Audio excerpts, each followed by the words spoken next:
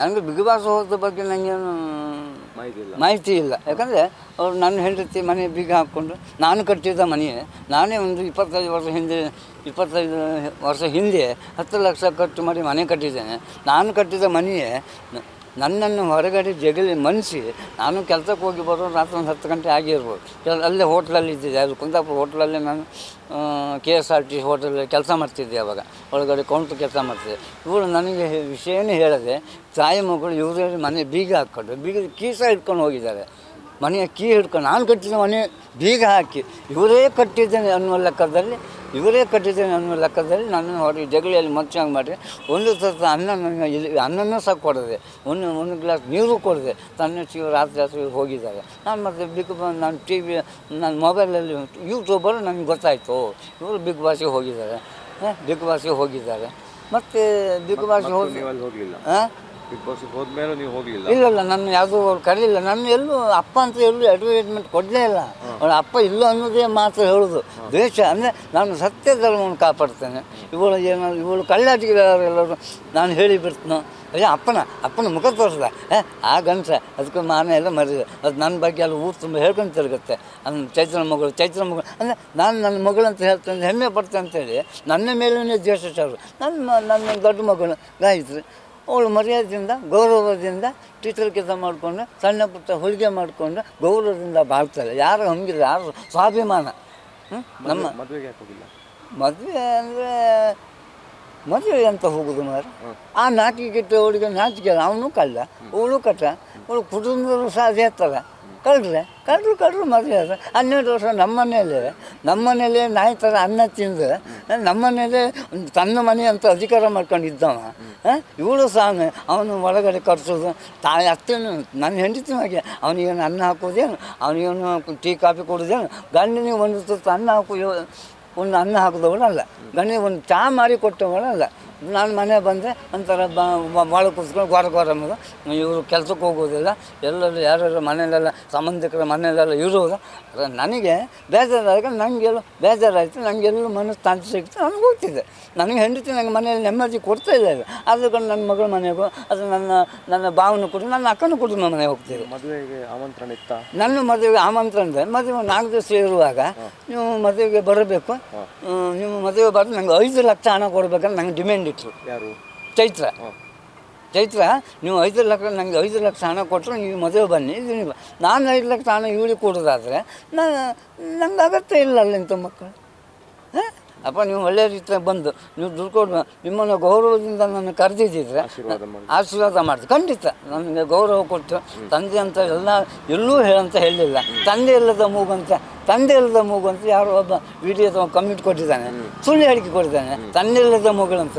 ನಾನು ಜೀವಂತದಲ್ಲಿ ಇದ್ದು ಗೌರವದಲ್ಲಿ ಇದ್ದವನು, ನಾನು ತಂದೆ ಇಲ್ಲ ಅಂತ ಕಮೆಂಟ್ ಸುಳ್ಳು ಹೇಳಿಕೆ ಕೊಟ್ಟಿದ್ದನಲ್ಲ, ಅದು ತಪ್ಪು ಹೇಳಿಕೆ ಕೊಡಬೇಡಿ ಅಂತ ಹೇಳ್ತೀನಿ. ಈಗ ಬಂದರೆ ಆಶೀರ್ವಾದ ಮಾಡಿ ಖಂಡಿತ ನಾನು ಅವಳಿಗೆ ಕ್ಷಮೆ ಕೊಡೋದಿಲ್ಲ.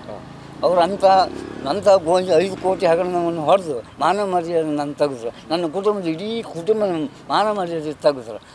ನನ್ನ ತಂದೆ ಹೆಸರಿಗೆ ಕಳಂಕ ತಂದರು, ನನ್ನ ಹೆಸರಿಗೂ ಕಳಂಕ ತಂದರು. ನನ್ನ ಮಗಳು ಒಳ್ಳೆಯ ರೀತಿಯ ಬಾಳೆ ಬದುಕಿದವಳು ನನ್ನ ಹಿರಿ ಮಗಳು ಬದುಕನ್ನೇ ಹಾಳು ಮಾಡಿ ಸರ್ವನಾಶ ಮಾಡಿಬಿಟ್ಲು. ಅವಳು ಎಲ್ಲರೂ ಬಿಗ್ ಬಾಸ್ ಕಾರ್ಯಕ್ರಮದಲ್ಲಿ ನನ್ನ ಮಗಳು ದುಡ್ಡು ತಗೊಳ್ಳಿಲ್ಲ ಅನ್ನೋ ಒಂದು ಮಾತು ಅವಳು ಹೇಳುವ ಅವಕಾಶ ಇದ್ದಿತ್ತು. ಇನ್ನು ಅಕ್ಕ ಎಲ್ಲರೂ ಬಂದು ಅಕ್ಕನಿಗೆ ನಾನು ಎಲ್ಲರೂ ಸಪೋರ್ಟ್ ಮಾಡಿದೆ ಅಂತ ಅವಳ ಹೆಸರೇ ಮೇಲೆ ಬರುತ್ತಲ್ಲ, ಅವಳ ಮೇಲೆ ಬಂದರೆ ಇವಳಿ ಮೇಲೆ ಬರೋದಕ್ಕೆ ತೊಂದರೆ ಆಗ್ತದಲ್ಲ. ಇವಳಿಗೆ ಶಿಫಾರಸೆ ಬೇಕು. ಮತ್ತು ಎಲ್ಲರಿಗೂ ಕೋಟಿ ಯಾರ ಹತ್ರ ಕೋಟಿ ಹಣ ಉಂಟು, ಯಾರ ಹತ್ರ 1 ಲಕ್ಷ ಹಣ ಇರಲಿ. ಮತ್ತು ಅವ್ನು ಮೀನು ಉಡುಪಿಯಲ್ಲಿ ಒಬ್ಬ ಮೀನು ಮಾರುವವನಿಗೆ 5 ಲಕ್ಷ ರೂಪಾಯಿ ವಂಚನೆ ಮಾಡಿದ್ದಾರೆ. ಪಾಪ ಅವನೇನು ಒಂದು ಮೀನು ಮಾಡ್ಕೊಂಡು ಜೀವನ ಮಾಡ್ತಿದ್ದೆ. ಅವನಿಗೆ ಅತ್ಯಾಚಾರ ಕೇಸ್ ಹಾಕ್ತದೆ ಅಂತೇಳಿ 5 ಲಕ್ಷ ರೂಪಾಯಿ ವಂಚನೆ ಮಾಡಿದ್ದಾರೆ. ಇಂಥವೆಲ್ಲ ಮನೇಲಿ ಅವಳೇ ನೋಡ್ಕೊಂಡಿದ್ದಿಲ್ಲ ಅಥವಾ ಮನೆ ಅವಳು ಮನೆ ನೋಡ್ಕೊಂಡು ಸ್ವಂತ ನಾನೇ ಮನೆಯಲ್ಲಿ ಇದ್ದೇನೆ. ಇವಳಿಗೆ ನನ್ನ 25 ವರ್ಷದಿಂದ ನಾನು ಮನೆ ಬಾಡಿಗೆ ಕೊಟ್ಟಿದ್ದೆ. ನಾನು ಸ್ವಂತ ಕಟ್ಟಿದ ಮನೆ. ಆವಾಗ ಆ ಕಾಲ 10 ಲಕ್ಷ ಖರ್ಚು ಮಾಡಿ ಮನೆ ಕಟ್ಟಿದೆ. ಆ ಮನೆ ಬಾಡಿಗೆ ನನ್ನ ಹೆಂಡತಿ ಬಿಡ್ತಿದ್ದೆ. 8,000 ರೂಪಾಯಿ ಮನೆ ಬಾಡಿಗೆ ಬರ್ತಿದ್ದೆ. ಗ್ಯಾರೇಜ್ ಬಾಡಿಗೆ ಒಂದು 4,000 ಬರ್ತಿದ್ದೆ. ತಿಂಗಳಿಗೆ 12,000 ಆದಾಯ ಇತ್ತು. ಮತ್ತು 25, 15, 25, 30 ತೆಂಗಿನ ಮರಗಳಿತ್ತು. ಅದು ಉತ್ಪತ್ತಿ ಬಂದು ಬಂಡ ಎಲ್ಲ ಮರ ನನ್ನ ಹೆಂಡತಿ ಜೀವನ ಮಾಡ್ತಿದ್ಲು. ಮತ್ತು ಇವಳಿಂದ ಮನೆ ಜೀವನ ನಡೀಲಿಲ್ಲ. ಇವಳು 1 ರೂಪಾಯಿ ಕೊಡುವ ಯೋಗ್ಯತೆ ಇವಳಿಗೆ ಇಲ್ಲ. ಸೈನಿಕರಿಗೆ ದುಡ್ಡು ಕೊಟ್ಟರು ಸಂತೋಷವೇ. ನಾನಲ್ಲ ಅಂತ ಹೇಳೋದಿಲ್ಲ. ಅದು ಸ್ವಂತ ದುಡ್ಡಿನಲ್ಲಿ ಕೊಟ್ಟಿದ್ದಿದ್ರೆ ಅಥವಾ ತಂದೆಯನ್ನು ಚೆನ್ನಾಗಿ ನೋಡಿಕೊಂಡು ಗೌರವದಿಂದ ಅವ್ರನ್ನ ಬಾಳಿಸ್ಕೊಂಡು ಹೋಗ್ತಿದ್ರೆ ಅವ್ರಿಗೆ ಒಂದು ತುತ್ತು ಅನ್ನ ಕೊಟ್ಟಿದ್ರೆ ಅದು ನಾನು ಹೆಮ್ಮೆ ಪಡ್ತೇನೆ. ಇವಳು ತಂದೆಗೆ ದ್ರೋಹ ಮಾಡ್ಕೊಂಡು ಒಂದು ತುತ್ತು ಅನ್ನ ಕೊಡೋ ಯೋಗ್ಯತೆ ಇಲ್ಲದೆ ಇವಳು ಎಂಥ ದೇಶ ಸೇವೆ, ಈ ದೇಶಕ್ಕೆ ನಾನು ಸೇವೆಗೆ ಒಪ್ಪುವುದಿಲ್ಲ. ಇದು ನನ್ನ ಹೆಸರು ಬಾಲಕೃಷ್ಣ ನಾಯ್ಕ. ಈ ಸೇವೆ ಬಗ್ಗೆ ನಾನು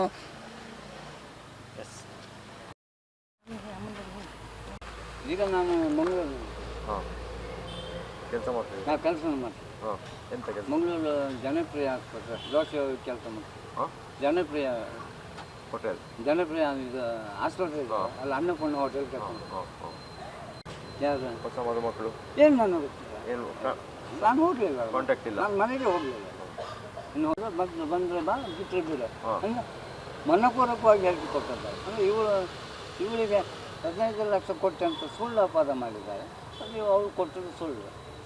15 ಲಕ್ಷ ಇವಳಿಗೆ ಕೊಡಲಿಲ್ಲ, ಅದು ಅಪಪ್ರಚಾರ ಮಾಡಿದ್ದಾರೆ. ನಾನು ಅಕ್ಕನೇ ಕೊಡಲಿ ಅಂತ ಅಂದರೆ CCB ಅವರು ತನಿಖೆ ಆಗುವಾಗ ನಾನು ಅಕ್ಕನೇ 15 ಲಕ್ಷ ಕೊಡಲಿ ಅಂತ ಹೇಳಿ ವರದಿ ಕೊಟ್ಟಿದ್ದಾರೆ. ಅದು ಸುಳ್ಳು, ಅದು ಅವ್ರು ಕೊಡಲಿಲ್ಲ. ಅವರು ಸುಳ್ಳು ಏನಾದರೂ ಅವರಿಗೆ ಕೊಟ್ಟಿಗೆ ಹೊಡೆದಿದ್ದಾರೆ.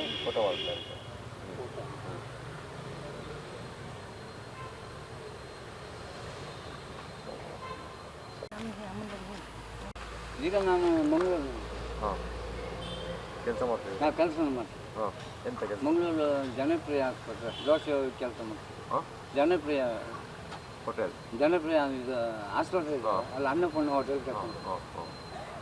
ಯಾವುದು ಹೊಸ ಮದುಮಕ್ಕಳು ಏನು ನಾನು ಗೊತ್ತಿಲ್ಲ, ನಾನು ಹೋಗಲಿಲ್ಲ, ಕಾಂಟ್ಯಾಕ್ಟ್ ಇಲ್ಲ, ನಾನು ಮನೆಗೆ ಹೋಗಲಿಲ್ಲ. ಇನ್ನು ಹೋದ್ರೆ ಬಂದರೆ ಬಾ ಬಿಟ್ಟರೆ ಬಿಡ ಅಂದರೆ ಮನಪೂರ್ವಕವಾಗಿ ಹೇಳಿಕೆ ಕೊಟ್ಟಿದ್ದಾರೆ. ಅಂದರೆ ಇವಳಿಗೆ 15 ಲಕ್ಷ ಕೊಟ್ಟೆ ಅಂತ ಸುಳ್ಳು ಅಪವಾದ ಮಾಡಿದ್ದಾರೆ. ಅದು ಅವ್ರು ಕೊಟ್ಟದ್ದು ಸುಳ್ಳು.